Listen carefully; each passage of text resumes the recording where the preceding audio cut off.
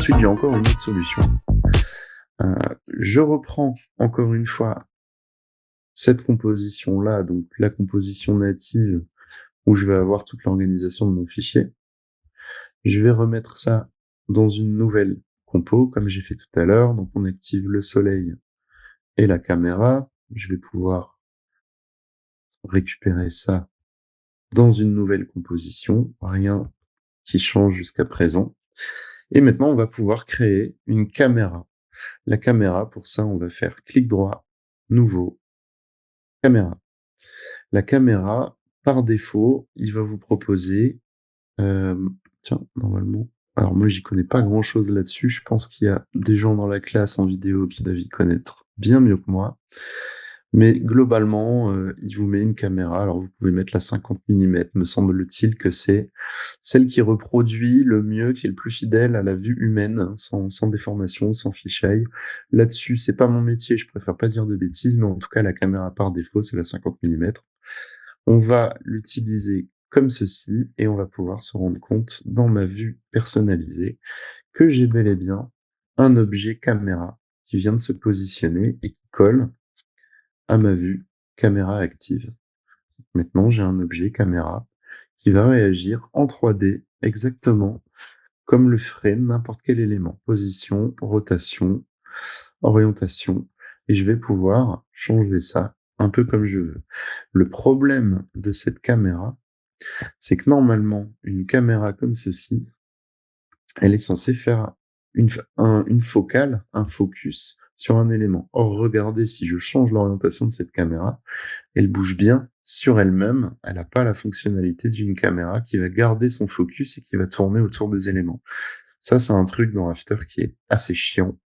C'est-à-dire que pour l'instant, vous n'allez pas forcément être très contraint par ça.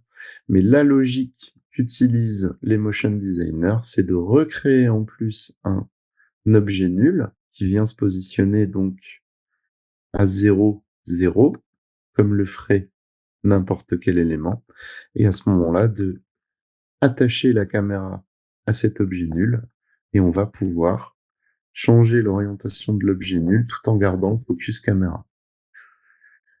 Donc c'est pour ça que c'est pas ma méthode préférée, c'est ce qu'on appelle un rig de caméra. Pour celles et ceux que ça intéresse, vous allez trouver des tutos sur Dwick pour faire ça. Donc Dwick, à partir du moment où vous avez fait cet effort-là, ben, votre caméra, en fait, vous n'allez pas tellement la bouger, donc vous pouvez la verrouiller. Et c'est vraiment lui qui va vous permettre d'orienter votre caméra, de faire un peu comme vous voulez. Donc si je fais une orientation, je vais aller un peu plus loin et je vais changer ici. Vous allez voir que dans la caméra active, on va pouvoir avoir quelque chose comme ça. Si j'avais pas fait l'objet nul, on n'aurait jamais pu avoir un mouvement fluide comme ça puisque la caméra pivote sur elle-même. Donc voilà, la logique du motion designer, c'est de faire ceci. À partir du moment où maintenant vous avez votre objet nul, un peu comme tout, un peu comme le classico, vous allez pouvoir faire un petit peu ce que vous voulez là-dedans, zoomer, dézoomer, et vous pouvez, bien évidemment, faire comme j'ai fait tout à l'heure, c'est-à-dire rajouter des plans en dupliquant vos différentes compositions, et à ce moment-là, vous allez récupérer votre parallaxe en 3D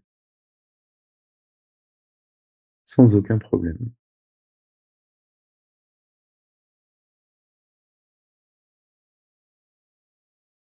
Voilà, donc admettons que je le fasse une deuxième fois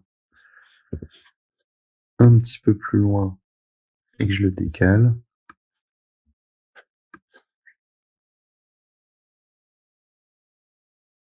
Voilà, on va pouvoir avoir une petite ville et un parallaxe qui va se déplacer.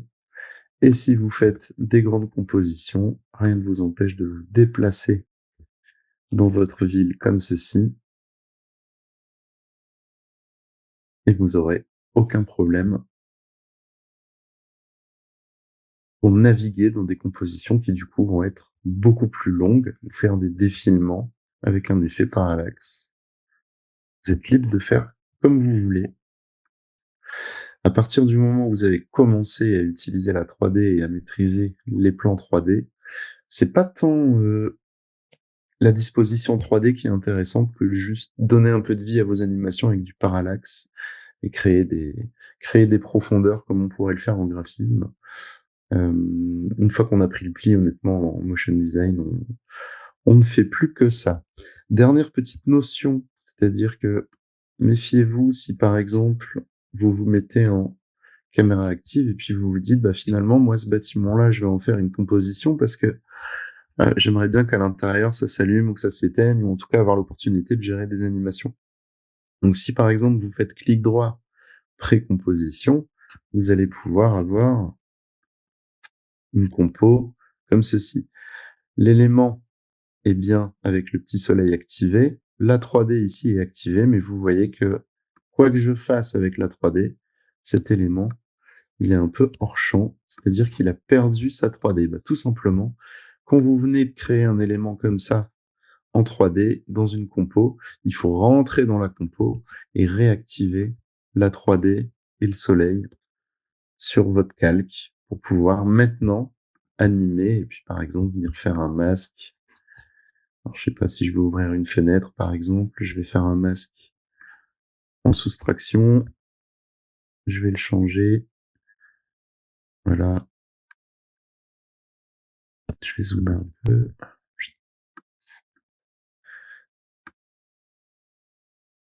Je vais pouvoir ici faire un trou dans mon calque et puis à ce moment-là, tout ça, ça va se récupérer en caméra active. Vous voyez que maintenant j'ai un trou ici dans mon calque